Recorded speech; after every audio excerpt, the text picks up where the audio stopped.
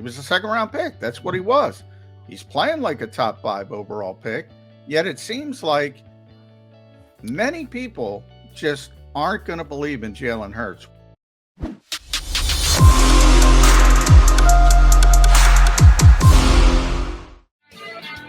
You got your Mac guys, John McMullen and Jody McDonald here on Birds 365, a midweek episode of undefeated football conversation because the Eagles have not lost yet this year, despite the fact that John and I may nitpick at times certain things about the team. Well, like Jalen Hurts like to say, we're not there yet. We're not there. We can still get better. We can do this better. Well, McMullen and McDonald say the same thing.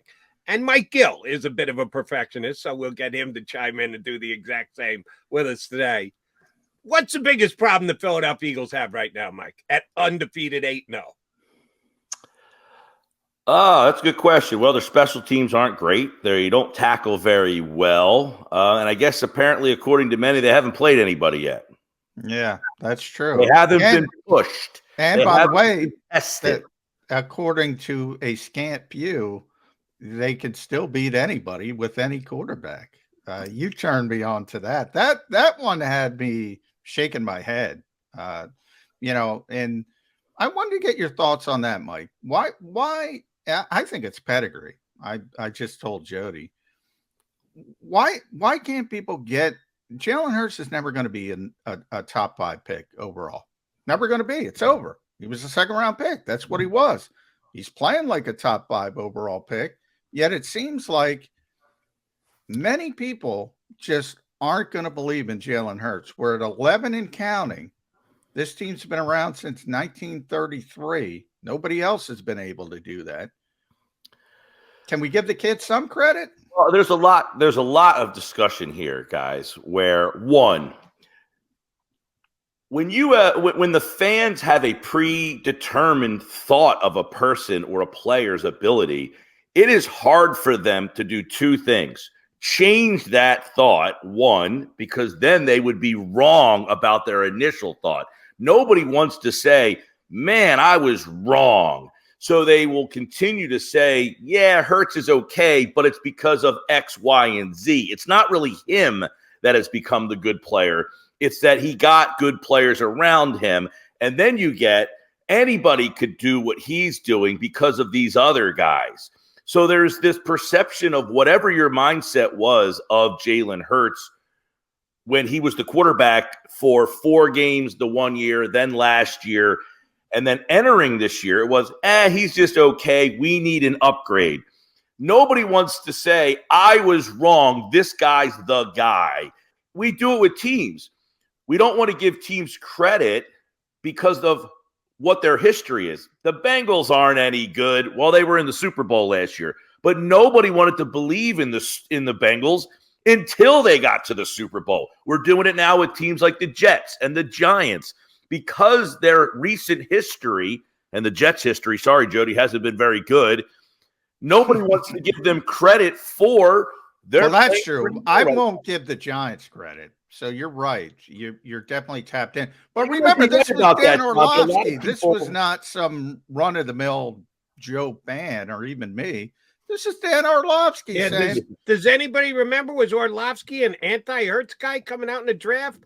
I don't remember that he was anti or pro-Hurts. I didn't think he had a strong stance. That's why I was Hurts so surprised. One way or the other. I never got any of that, but I was surprised, and Mike played me the clip. Just for the context, he said that the Philadelphia offense is a perfect situation for quarterbacks, basically because they can do anything. They can run, they can throw, they have a great offensive line, they have weapons, and essentially the conversation became that you could put a variety of quarterbacks into this offense and they would be excelling too.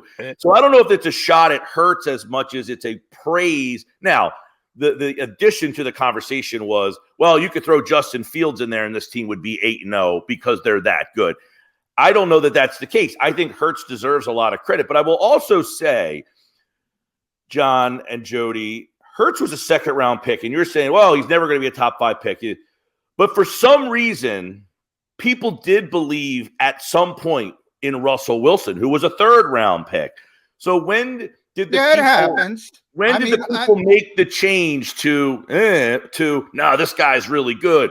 Drew Brees, second round pick. I mean, Tom Brady, obviously, historically, but I guess people's minds can be changed. Oh yeah, it has. I made the comparison before you came on, Mike. And this year's draft is a perfect example. Nobody questions why Cam Jurgens doesn't play, because Jason Kelce is what Jason Kelce is. But Jason Kelce was a 6th-round pick. So that changed somewhere along the way.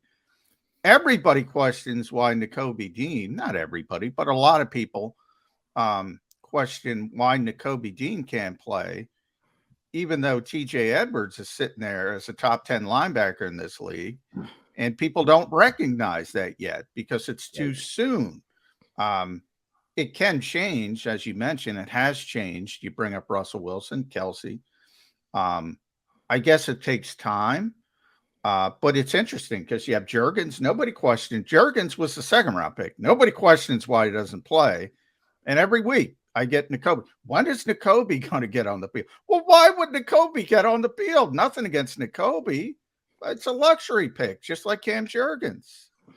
Yeah, he was a guy that just happened to be there in the 3rd round, and it's almost like, we can't afford not to take him at this point. I mean, the grade we have on him, we'd be fools not. And not to mention, they didn't really know that Kaiser White was going to be a standout player. They signed him for a year and thought, okay, we got a more athletic linebacker who had some success in Los Angeles. Let's bring him in here. TJ Edwards had been a guy that they liked, but I don't think they thought he would be anchoring their defense. This guy has just jumped off the page and basically put it to the point where I don't know who asked the question yesterday to John Gannon. Hey, do you want to put a package in for Nakobe Dean? And Gannon was like, we want to put a package in for everybody, but why? This isn't like high school football or the junior league where I need to get some playing time for kids or they might transfer. No, I'm playing my best guys. And Jody, you've been asking the question, why aren't they playing some of these guys and give them some more experience? I think the secondary guys they don't trust. And I'm not saying they don't trust Dean, but I think they're saying these guys are so good, I don't want to take them off the field. Right, but here's my point as to what you were referencing, Mike, and I want to make sure everybody understands it. They've been well ahead in the 4th quarter in 2 consecutive games. And I don't care whether Gannon thinks he's an NFL coach or a high school coach or a peewee coach. If you've got a lead that you don't think your team is bad enough to blow, there's no reason not to get guys onto the field and get them experience. Gannon himself said it last week. Yeah, sure, there's nothing that compares to in-game reps. Well, then get him some in-game reps. I agree with you on that. I agree. What are we talking about here? I agree with you that if you're up 3 scores in the 4th quarter, let me get the speed of the game for these guys. Yeah, that's different. A blowout. Yeah, I'm with Jody. Well, how many reps did Dean get last week? None. One. Oh, okay. He got one. He got one. He's had rep. 4. Good job, JG. Get him that experience he needs. He's had 4 reps all year. Yeah, and I guess the question with him would be, because somebody asked the question yesterday. I saw it in the transcript. Do you want a package for him? And he kind of just said, yeah, we want it for everybody. But they have TJ Edwards and Kaiser White. And we don't want to go looking ahead to how you're moving along to the offseason. But I would imagine bringing both those guys back is going to be difficult. How do you understand if Nakobe Dean can handle the speed of the game if he doesn't get any reps in the speed of the game?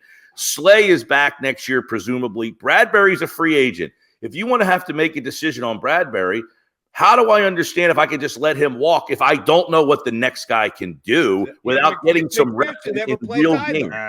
I'm going to disagree with that because this team is trying to win a Super Bowl. So they're worried about this season. They're not worried about Howie's job. And by the way, JG might not even be here. Shane Steichen might not even be here. They're trying to win football games today, tomorrow. The coordinators next year will be Frank Reich and Vic Fangio, right? Yeah, we'll talk about Frank and Vic. For that reason. Well, let's go there since you brought it up. But the coaching staff is trying to win games this year, and they should. That's Howie's job, and then you start over next year. And I project that Howie is projecting. Look, he's going to sign T.J. Edwards. Kaiser is going to probably walk, and Kobe Dean's going to be a starter. That would be my guess at this point. But that's for next year. You bring up Bryant getting fired. Very close to Nick Sirianni, very close to Shane Steichen, to be honest. Kevin Patullo, a lot of guys Frank is very close with. And obviously, one of the reasons Nick is here is because of Frank Reich and his recommendation. And the Eagles have tremendous respect for Frank Reich as well. Now, you bring up Vic Fangio as well. I don't know where this started, but I got so many make Reich a consultant like Fangio. So I'm going to say it again directly into the camera. Vic Fangio is not a consultant for the Philadelphia Eagles. No matter how many times fans say it, he is not a consultant. I don't know where that started. He was at training camp for a few days. He and Jonathan Gannon now have developed a relationship. But really, JG started using his scheme because his best friend, Brandon Staley, used it. And he got more of the ideas from Brandon Staley. Anyway, 8-0, Mike Gill. Why are people wanting to upset the apple cart? Not that Frank would want to come here. Frank's under contract through 2026, so that moron in Indianapolis has got to pay him anyway. Now, Nick can text him anytime he wants anyway, and he's certainly going to answer him. Why do they want to upset the apple cart? I feel like we've gone through, John, you and I have done segments together for years, and you always laugh when I ask you about the big name free agent who's now on the street that the other team didn't want. There's that, while Philadelphia has the love affair with the underdog, they also always yearn for the big name free agent or the guy they're familiar with. The reunion is always something we yearn for. So I think Frank being a part of that Super Bowl team has that. Well, he helped us win John, how many times did we have the conversations during the 2019 season, I guess it was, when Frank went to Indianapolis and the Eagles were struggling? Well, it had to be because Reich was calling all the plays. Peterson's a complete idiot. This was all Frank Reich. So there is this feeling of, hey, this guy helped us win a Super Bowl. If he's available, he's like enter free agent. A first-round pick gets released from the Raiders 9 times, and Eagles fans want all 9 of them. Yeah. None of them can play, but because they got drafted in the first round, there's a perception of they might be good. And I think that's where the Reich and Fangio thing is. This guy was a head coach somewhere. He's got to be better than John Gannon because we don't like John Gannon. Frank Reich, he called all the plays the year we won the Super Bowl, allegedly not. Who knows? But he was on that team, so we have to get him on this team. Probably somewhere in there is what I would say is the reason. And Eagle fans have every right to say, let's keep our eye out for Gannon. Bring him in tomorrow? That's dumb. Yeah, you're 8-0. You're not bringing him in tomorrow. Everything is in place, but we'll see what happens. There is a weird dynamic, though, John, as you mentioned, that Gannon could be a head coach, and it's probably better than 50-50. That if you like somebody to take over for him because you're anticipating him leaving, how do you keep that guy within a cell phone's call to say, hey, you might be the next guy, so keep coming to practice and show. It's like someone trying to get into our business. Hey, keep coming into the studio, keep showing your face. One of these days, one of the board ops is going to show up, and you're going to get your opportunity. Trust me, Vic doesn't have to show his face. The whole stinking league's running his defense. He will have his pick of jobs. My assumption with Vic Fangio is, first, he wants to see if somebody will give him another head coaching job. So he wants to feel that out. If not, and I don't think he will, then he'll have anybody will bring him in. And I shouldn't say anybody, because if the Eagles are, finish 14-3, whatever, win the Super Bowl, for whatever reason, Jonathan Gannon doesn't get a head coaching job. He's not losing his job as defensive coordinator, but you get my point. He'll have the pick of the litter of jobs. And look, he's somewhat local. He's a Phillies fan. He's got, I think that's where it all comes from, to be honest. Who knows? Maybe he will become. The Eagles have tremendous respect for him. The whole league has tremendous respect for him. My point is, this coaching staff is pretty good. I mean, I had my questions when they hired Nick Sirianni. Unlike everybody else, I didn't know that much about Nick Sirianni, and I looked at his original coaching staff and I said the same thing everybody else said. Where's the experience? Where is it? And Nick has brought up a good point over the years, Mike, in that that sounding board can come in many different ways. And since he's gotten this job, he's been able to text Frank Reich and ask for advice. Mike McCoy, who's now down with Doug Peterson in Jacksonville. You have all these guys. You have all these relationships. What's the difference if you have a sounding board inside the building versus outside the building? And I think Nick has proven that's the case. Yeah, and I think a lot of it too is, and look, all of these things I think are dependent on the whole room. Joe Girardi wins a World Series. He obviously is equipped to do it. Yeah. But that group of 25 guys were the right 25 guys for him. He comes to Philadelphia, and just because he won a World Series with the Yankees, now all of a sudden, is he an idiot? No. But the dynamic of this Phillies team was not the right personalities for what he did well. Doesn't mean Joe Girardi's a fool. Just means not good for this team. Doc Rivers wins a championship in Boston. It doesn't mean he can't coach or is an idiot, but maybe the makeup of the personalities around him are not allowing him to get the best out of the guys he has right now. I think Nick Sirianni has a dynamic where they have found the right players for what Nick does well. You take Nick's staff and put them someplace else, maybe they're not having the same type of success. No. Anybody would have this success. That's true. By the way, I think that's one of Nick Sirianni's strengths that you mentioned, John. Something that the previous coach, and I know it's sacrilegious to question him in any way because he delivered the Super Bowl, Doug Peterson never got. The relationships around the league are a good thing. Being able to tap into another source somewhere else, it's a good thing. Doug didn't care. Doug didn't really worry about that. And one of the things I was discussing yesterday is I'm watching even like Dusty Baker, who just wins the World Series. He just got an extension.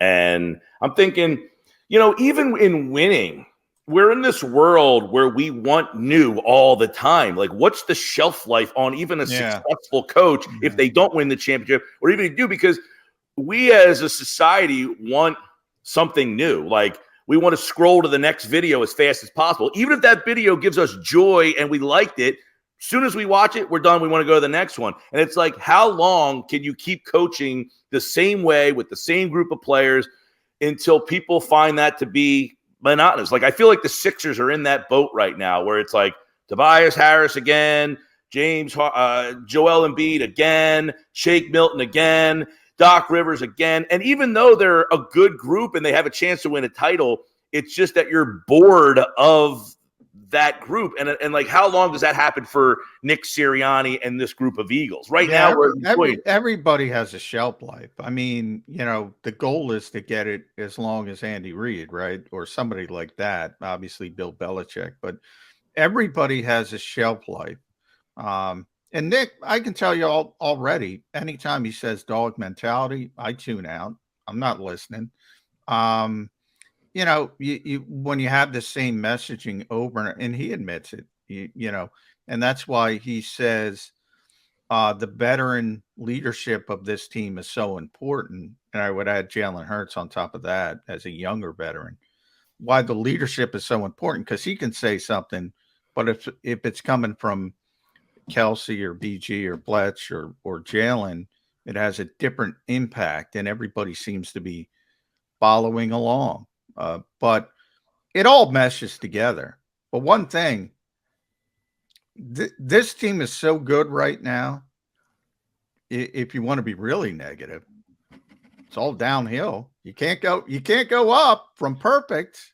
Well, so people are going to start questioning. 9-0 is better than 8-0, and 10-0 is better than 9-0. So you can still continue to go up, John. No, in this season, Jody. But I'm saying, even if you have the perfect season, the first perfect season since the 72 Miami Dolphins, I'm talking about next year. It ain't happening again. And even if it does happen again, by the end, it's not going to happen continuously on a loop. No, and then there's the notion of, well, is a loss good for your team? If so, when does that loss occur? That's the right spot for them to learn from the loss or take a little, we can't put our foot on. In this sports world that we're in now, you can't play all 162 with pedal to the metal. You can't play all 82 with pedal to the metal. You can't play all 17 with pedal to the metal. Regular seasons have become roller coasters of ebb and flows of when to take your foot off the gas, when to put it back on the gas. So I think that's a dynamic that the Eagles are going to have to start dealing with. All right, I'm going to throw this at both you guys because I want to hear, because Buffalo is having an issue with Josh Allen. Evidently, he's got a sprained elbow. It might be a UCL injury. Yeah, he's Bryce Harper. He's DHing. Yeah. They might can't DH at QB. They might have, people say they have a big game this week because they're playing Minnesota, who's 7-1. No, it's not. For them, it's not a big game compared to the speed. It's an outside of conference game. If you want to lose a game in the NFL, that's the game you want to lose. They have to think about long-term as a potential Super Bowl contender. But that's media thinking. That's fan thinking. That's not football thinking. If he's clear, I'll give you the football aspect of it, John. There are teams that they're going to be able to beat the rest of their season just by going out there and playing. They might not be able to do that with Minnesota tomorrow or on Sunday. And oh, by the way, if they lose to Minnesota, all of a sudden they're in second place. If the Dolphins win this Sunday, they're in second place in their division. But what I'm asking you, I'm not asking you about the strategy. If he's cleared, he's going to play. That's how football teams think about it. It doesn't matter. If the Eagles are going to try to win every game. So to Mike's point of, do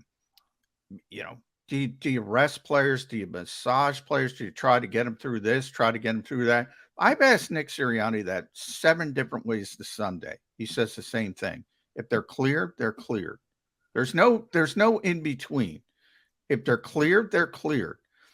I think that's fan/media thinking when we say, and that's why I bring up Josh Allen because he's such a high-profile player. Well, should the Bulls consider because the Vikings are no, they're not going to consider. They're not going to say, oh, the Vikings are out of conference. They're not going to consider, oh, we have an AFC game is more important. If he's cleared, he's cleared. So the Eagles, from an Eagles perspective. If Nick Sirianni said that to me, I'd go, timeout Philadelphia. You played the JV against Dallas last year in the last game. They were all cleared. They were all capable of playing. They had COVID. They're your best players. They should be out there on the field. Stop it, Coach. Don't try and say that with a straight face. You have to take the situation into consideration. I'll tell you why I can say that with a straight face, Jody. Because that was an organizational decision. Read that as, if we're up to Nick Sirianni, they're cleared. They're cleared. That's why I can say it with a straight face. Well, and I feel like the game against Dallas is obviously a game that win or lose, there was no repercussion in the game, as opposed to a week 9, 10, 11 game where that could have impact on your seeding down the line. Philadelphia is going to be in an interesting spot with this whole situation. If by, say, let me throw a date out, Christmas Eve when they play Dallas, what if they're 2 or 3 games ahead of Dallas at that point? Then what do you do? Are you cleared? Or are you saying, you know what? Is Nick Sirianni clearing, or is Howie Roseman clearing? Howie Roseman. And they have different jobs. Decision as to who's cleared. and sometimes you got to protect the coach from himself. And, GM has a different job than head coach. He has a different job. And that's a different conversation. But I'm just saying that's how Nick Sirianni can say it with a straight face. When Buffalo makes that decision, it'll be up to the doctors. If he's healthy, enough, if he's clear, he's going to play. Simple as that. I know I'm being a jackhole here, but sorry, since you took me down this road. Why do you even ask Nick Sirianni questions? Why don't you just go to the source, Howie Roseman? If he's making the decision on who's cleared, who's not cleared, and who's playing, who's not playing, why are you asking the coach any questions? He's the only one available. Yeah, he's the only. Howie doesn't talk every day, but I have asked Howie that type of question, and obviously the Eagles are big on. You always get the collaboration answer. Oh yeah, collaboration. But you get it from other avenues. Yeah. And look, Howie's in charge, and he should be. That's the original conversation that we started this at was about the Eagles being 8-0 and their weaknesses. And I said, apparently they haven't been pushed. Are there games on this schedule that they could win that will change anybody's opinion of who they are? Nope. No. If it's not Buffalo and Kansas City, I don't think it matters. Right. Which is kind of ludicrous, but that's the way most people look at it at this stage. Yeah, and I'm at the point where Mike, and I said this on your show as well, the Eagles, it's all about the quarterback. It's amazing to me because Buffalo has Josh Allen and Kansas City has Patrick Mahomes. And I'm not saying Jalen Hurts is better than those two quarterbacks, because I do think those two quarterbacks are better than Jalen Hurts. But I think there's this narrative that I hear it all the time with Buffalo. Buffalo's more talented than the Eagles. I looked at their team. No, they're not. 2 through 52, no stinking way. The Eagles have more difference makers than the Bills. Same thing with Kansas City. It's a flawed, and it all stems from the quarterback and people not believing in the quarterback in Philadelphia, which is, I don't know how you change that. Right. And to put it in perspective for the people who are, not, right now, Aaron Rodgers is better than Jalen Hurts is, but that team's just not very good. It's very dependent on the quarterback, but it's not all dependent on the quarterback. Yeah. The Green Bay Packers are not a good football team. The defending Super Bowl champions, Matthew Stafford, they're not a good football team. They stink. I don't know what Tampa Bay is. I don't think they're very good at this point. Of those three, they probably can turn it around. The San Francisco 49ers, Jimmy Garoppolo is not great, but I asked people yesterday, give me a team in this league that is a good team that you would be impressed. And everybody's saying 49ers. Well, their quarterback, Jimmy Garoppolo, he's not all that great either. So I think the people who are saying, well, I don't believe in the Eagles because of the quarterback. Well, there's a lot of teams in this league that the quarterback's not the reason why they're in the position they're at, or there's better quarterbacks than Hurts whose teams are lesser than the Eagles are right now. So take that for what you will and how what you believe or don't believe. If Jody knows, I mean, I would be in that category with San Francisco. I think that team is tremendously talented. In the AFC, I think Tennessee is tremendously talented. I think people don't realize, because of the quarterback situation, of how good that team is. And on a given game, and that's the game I'm looking forward to. They're a better version of the Giants, Tennessee. Yeah. December 4th, I believe, is when they come here. That is the game that is interesting to me. I want to see how that game unfolds. And you better hope that Jordan Davis is back by that game, because Derrick Henry could come in here and go for $175, which would put the Eagles in a tough spot. All right, we haven't mentioned once the Commanders of Washington coming to town with Taylor Heineke on Monday night. Level of fear, Mike Gill. Are you laughing when I use the word fear to describe your emotion between the Eagles and Commanders? Do you give them the slightest bit of respect? Are you actually a little bit nervous? How do you see the Commanders and the Eagles matching up? Yeah, I mean, anytime, I feel like the Commanders are always a pain in the ass. Like it's a team that in the division, there's this Eagles Cowboys, Eagles Giants. The Commanders are always the third of the group, but they always seem to be a pain. Maybe not in the recent past, but Yeah, this team's, played a lot better under Taylor Heineke.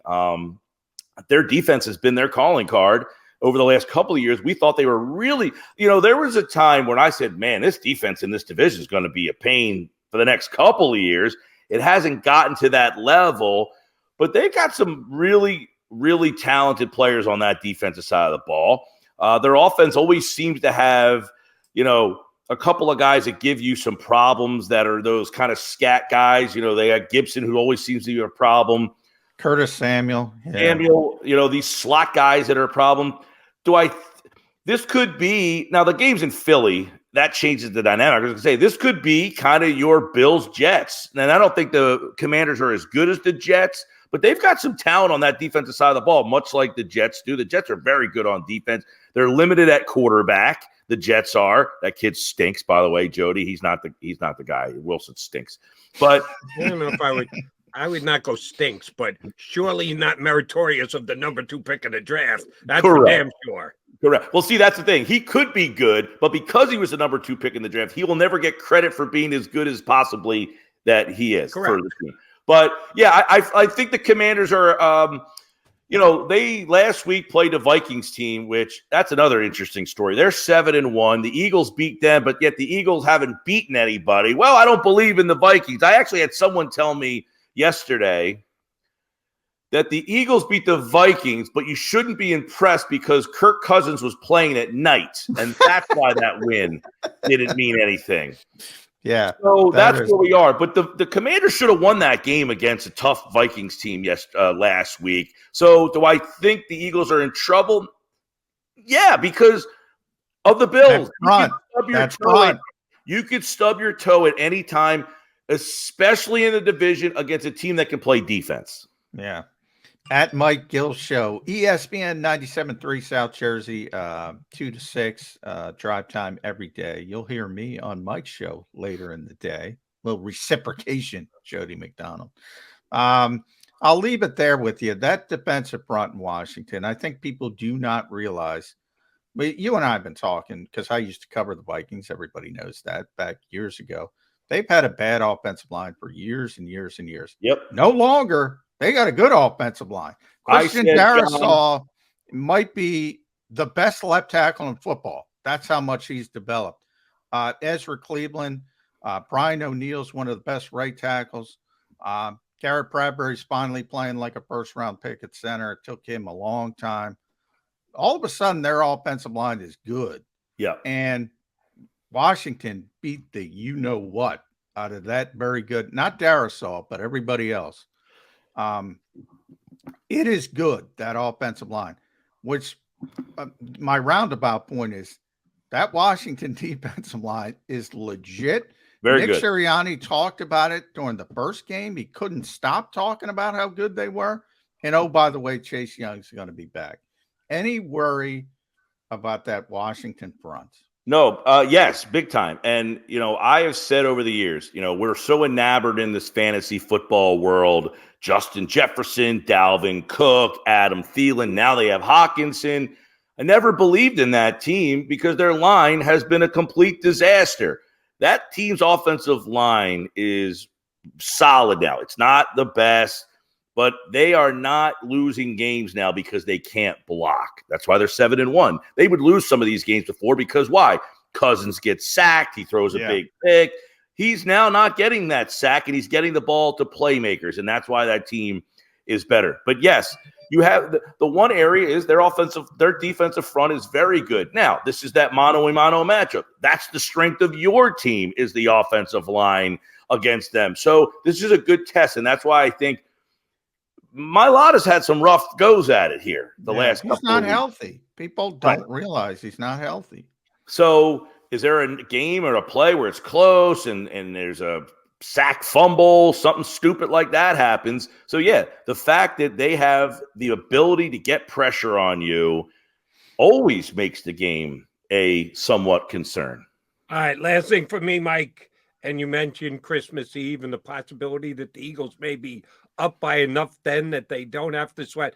Once again, Coach / Howie Roseman will dictate that the Eagles play backup players all over the line. We'll see if we get there.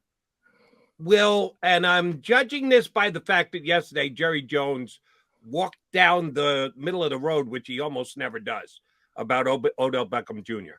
He didn't dismiss. He didn't say something that made you believe it's going to happen. He walked right down that fine line road, which is not Jerry's repertoire. That tells me they're onto something. When Odell Beckham, not if, when Odell Beckham Jr. signs with the Cowboys, is that something that will hurt the Eagles, help the Eagles? Because Jerry's been known to sign guys just because of their name and they don't necessarily get the job done. What would you think about OBJ to the Cowboys for the last quarter of the season? I don't know that makes a huge difference for me, honestly. I think Odell is now more of in a role player spot where, I was never a big Odell guy. He made that one-handed catch and we all went nuts. He had a great couple seasons in New York, but really since he's left the Giants, he has not been an impactful player. Super Bowl last year. He did. No, but he had more of a role on that team, more so than being the guy on that team. So I think he slides into the Cowboys and becomes a role player. I think the Eagles are equipped to handle that portion. I mean, their secondary is very good. And I don't think Odell Beckham is this number 1A game-breaking wide receiver anymore. So while I think he would add to their regular season ability, my big problem with the Cowboys, and you add him, I think that helps them out. I don't think it's huge for them. My bigger problem for them is most likely they're going to be a wild card team and have to play on the road. Can their defense stop the run 3 straight weeks on the road? They're a smaller defense up front. I know they traded for Hankinson, but I just wonder if that defense will wear down after playing on the road for a couple straight weeks come playoff time. Look, they gave up 26 points. People forget to the Eagles. They had Cooper Rush. Your defense had a chance to keep you in that game with a lesser quarterback, and they couldn't do it. That's what you're going to get come playoff time, Dallas fans, is can they go up against a good team for 3 straight weeks and stop a team that can run on you? So I think adding a guy like Odell, it might help them a little bit. But it's going to come down, can their defense get stops? I think your general read on Beckham is on point. The only reason why it would scare me a little bit is, that's a legit need. That's not like adding to an already That's good. what I would say. He's better than what they have. So, yeah, I mean, it's not what he Their wants. other wide receiver spot is not straight on his team. They played for a lot of this year without Gallup. I mean, he's coming back from the injury. Let's see where he is a couple of weeks from now. But yeah, adding another receiver to that mix, it's definitely something that they should be taking a look at. There's no question about it. I just don't think he's that game-breaking guy that scares you anymore. He's more of a role nobody guy. knows how he's going to look coming off an ACL tear either. So right, you got to see how healthy he is. And by the way, Gallup's been back for 5 games now, and he doesn't have 150 yards catching just yet. So coming off an ACL tear, not the same guy. True. Odell's doing the same thing. So the assumption is just going to show up and be OBJ from New York. It's probably a bad assumption. Doesn't necessarily work that way. Agreed. All right, Mike Gill, always a pleasure, buddy. Thanks much. We will talk to you again next Wednesday. All right, guys. See ya.